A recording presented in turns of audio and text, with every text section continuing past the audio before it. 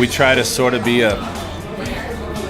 like a proverbial canvas or gallery for the breweries, especially when, if you look at, we have 10 draft lines over here, and we love for that to be a gallery to showcase what they're doing, showcase how they're playing, showcase them for their creativity. So that's what we do here. That's how we curate the list here. It's an ever-changing, daily changing list. It's the relationships, it's the dialogue, the daily dialogue with the brewers. It was our entire life coming together in experiences and desires and passions, ultimately culminating to where you're sitting today.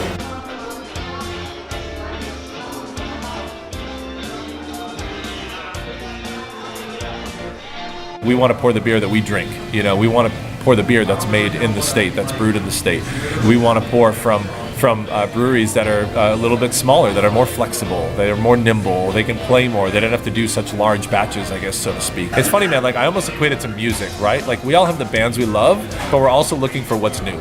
What's the new song? What's the next thing? Who's doing something interesting and creative? And what's that? I think I kind of equate it to that, right? So what's the new music coming out? Everyone's kind of like this music junkies.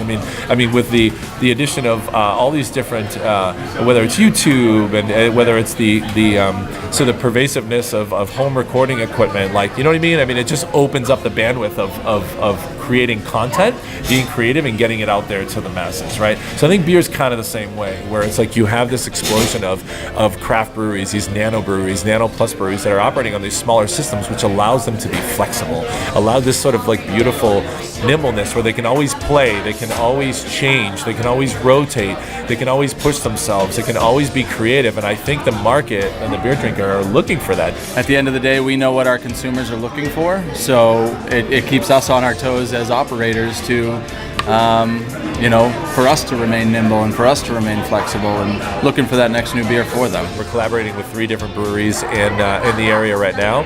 We have Backyard Brewery out of Manchester, we have Deciduous Brewing Company out of Newmarket, and we have Seventh Settlement in Dover, where we took some of their flagship beers and we're aging them in really interesting and different barrels that we procured that we thought that barrel and that flavor would pair well with that particular beer.